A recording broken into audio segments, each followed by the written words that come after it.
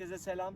Bugün Regal Raptor ailesinden Kafa Racer modelini inceleyeceğiz arkadaşlar. Gerçekten tasarımıyla, çift silindir olmasıyla dikkat çeken bir motor. Biz de bunu yakından inceleyelim dedik. Tüm detaylarıyla motoru inceleyeceğiz. Hadi videomuza geçelim.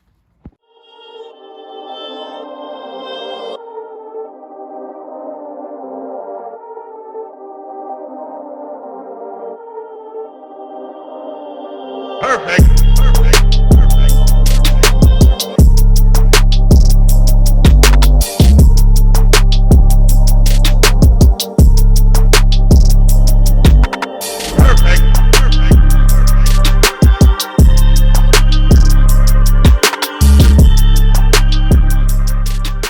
Dikkat çeken özelliklerinden ilk iki tanesinden bahsedeyim ilk önce. Birincisi gerçekten tasarım olarak güzel ve çapır modeli bir tasarıma sahip arkadaşlar. Ayrıca yine dikkat çekici bir özelliği var. 125 cc olmasına rağmen motorumuz çift silindirli bir motor. Bunu gerçekten sesinde de anlayabiliyorsunuz arkadaşlar. Hemen motorun üstüne bir oturalım arkadaşlar. Gerçekten oturuş tarzı ilk oturduğum zaman garipsemiştim arkadaşlar. Ama bir 15-20 dakika sürdükten sonra o moda giriyorsunuz arkadaşlar. Gerçekten o çapır modelini hissedebiliyorsunuz arkadaşlar. Geniş bir gidona sahip ve rahat bir oturuma sahip. Ben 1.70 boyundayım ve ayaklarım gerçekten yere güzel tam basıyor arkadaşlar. Oturuş pozisyonu böyle gerçekten geniş bir gidona sahip ve rahat bir oturuş pozisyonuna sahip diyebilirim. Videonun başında da söyledik, iki tane gerçekten dikkat çeken bir özelliği var. Birincisi tasarımı dedik, tasarımdan bahsettik. Şimdi ikinci özelliği ise motorun kalbi arkadaşlar. Motorun iki tane kalbi var. Çift silindirli bir motor ve 125 cc 125 cc'lik bir motorda iki tane silindir ben ilk defa görüyorum arkadaşlar. Bunu ilk başta da demiştim, sesinde de hissedebiliyorsunuz, çift silindirin sesini alabiliyorsunuz arkadaşlar.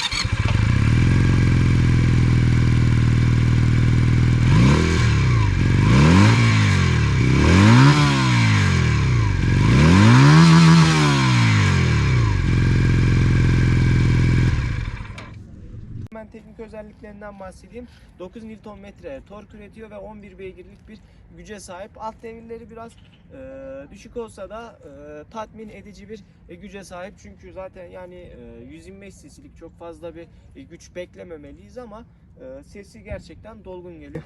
İlk dikkatimi çeken özelliği sesi oldu arkadaşlar. Gerçekten çok tatmin edici bir sese sahip Regal Raptor motorunun Kafa Racer modeli.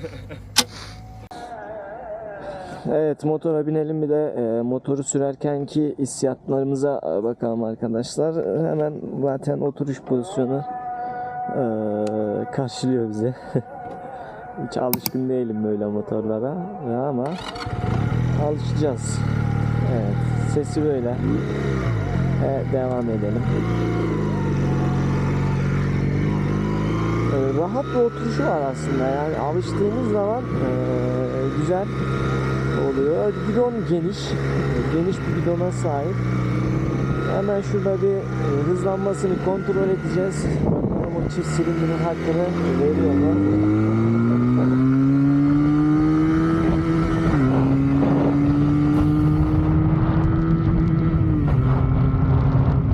Gidiyor. Bayağı iyi gidiyor. Yani gaz aralığı gerçekten güzel. Alt devirleri biraz düşük kalsa da üst devirleri gayet güzel. Vites aralığı da uzun bir motor. Yalnız viraj alma konusunda biraz sıkıntıları var.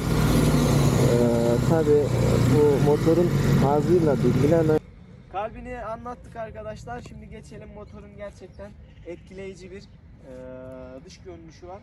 Hemen motorumuzun arka tarafına gelebilirsek, yani uzun bir kuyruk bizi bekliyor burada. Gerçekten hoş bir kuyruk tasarımına sahip. Yalnız ön tarafta ön çamurluğu biraz kısa tutmuşlar. Bunu daha da uzun tutabilirlerdi. Hem işlevsel olarak güzel olurdu, hem görünüm olarak güzel olurdu. Önde tek bir far var, yuvarlak bir far var. Gerçekten güzel olmuş. Ayrıca alüminyum aynalarla görünüşü desteklemişler arkadaşlar.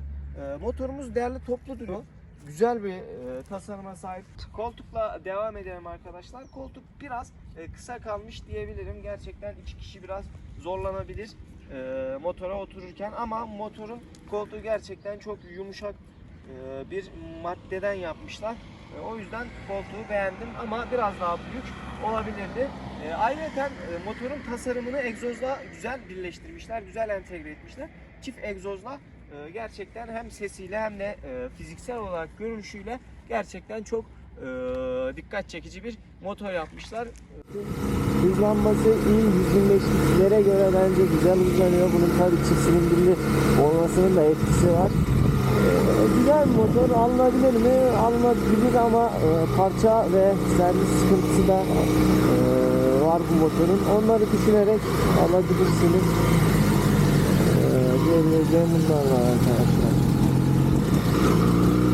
Evet. Arkadaşlar motoru buradan çalıştıracağız. Anahtarı şöyle hemen şurayı açıyoruz. Açamıyoruz. Aynen açtık. Daha sonra bunu geçirip şöyle çeviriyoruz. Daha sonra anahtarla işimiz kalmıyor arkadaşlar. Hemen bunu böyle büktüğümüz zaman motor aktif hale geliyor. Hemen ön tarafa gelebilir miyiz Yasin? Ön tarafta yuvarlak bir gösterge bizi bekliyor arkadaşlar. Gidon gerçekten geniş. Hemen ekrandan bahsedelim.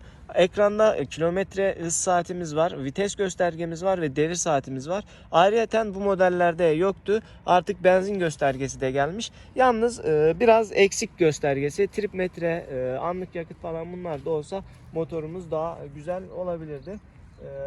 Ön tarafta da diyebileceğim bunlar var. Aynalar alüminyum ve arkayı güzel gösteriyor diyebilirim.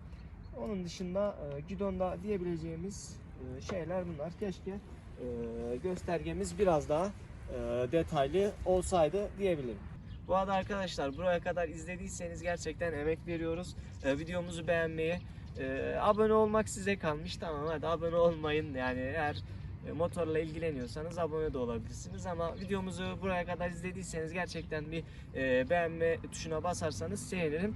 Çünkü beğenirseniz videomuz daha geniş kitlelere ulaşabilir arkadaşlar. Diyelim.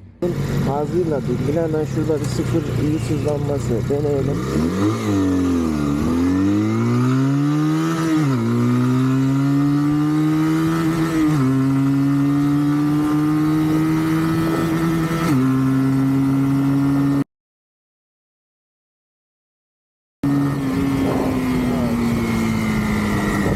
Sıfır göremedik. Yol yetmedi. Hemen şuradan dönelim arkadaşlar. Arkamıza baktık. Dönüşleri gerçekten bayağı sıkıntılı bir motor. Devam edelim. Evet, motorun da ilk üzerinden bahsedeyim arkadaşlar. Rahat bir motor. Yalnız manevra kabiliyeti çok kısıtlı. Frenlerini hemen şurada bir kontrol edelim. Frenleri kaydırıyor. ABS yok. Yani frenleri de çok iyi değil. Diyebileceklerim bunlar var arkadaşlar. Videomuzu beğenmeyi unutmayın.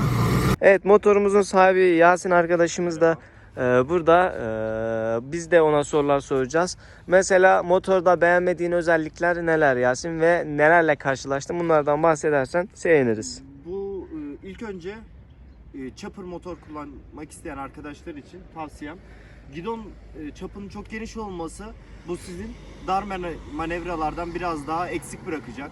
Örneğin iki aracın arasına girmeniz çok daha fazla zorlaşacak. Evet. Hele ben bu aynaları taktığımdan beri iki dubanın arasından geçmekten dahi zorlanıyorum. Evet. Aynı zamanda yanımda bir arkadaşım veya bir misafirim olduğunda bu koltuğa oturması gerçekten de çok zor bir şey oluyor.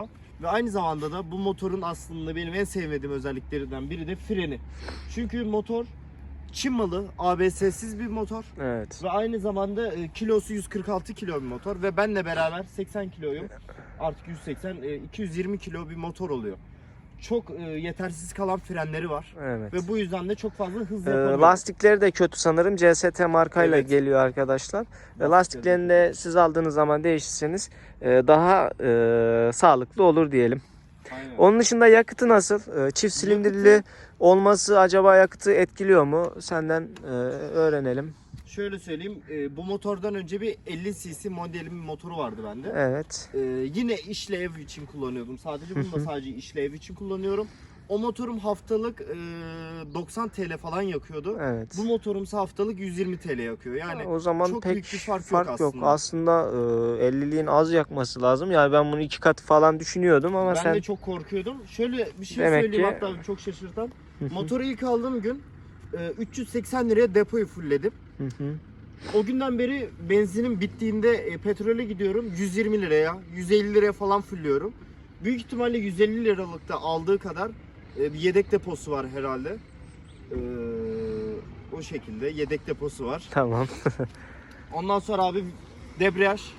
Mesela bir ışıkta beklerken motorumu eğer boşa atmayıp birine bekliyorsam bu debriyaj elimi o kadar ağrıtıyor ki. Evet. Yani Sert senin bir motorun- debriyaja sahip galiba. Aynen, senin motorunu falan sürdüğümde sanki debriyaj yokmuş gibi hissediyorum ama bu motorda gerçekten elimi Evet. ağrıtan bir özelliği var. Ve bu motorun ama sevdiğim özelliklerinden biri de birinci ve ikinci vitesi güçlü bir motor, 1 ve 2'de yani güzel hızlanıyor. Trafikte sürmesi çok zor. Çünkü aslında bu motorların yapılma amacı- Geniş gidona sahip olduğu için arkadaşlar aralara girmekte zorlanıyorsunuz. Ayrıca virajlara girmekte de zor. sıkıntılı çünkü ağırlık merkezi farklı bir motor bunlar. Evet. Yani ağırlık merkezi farklı yerde olduğu için kontrol edilmesi zor bir motor diyebiliriz.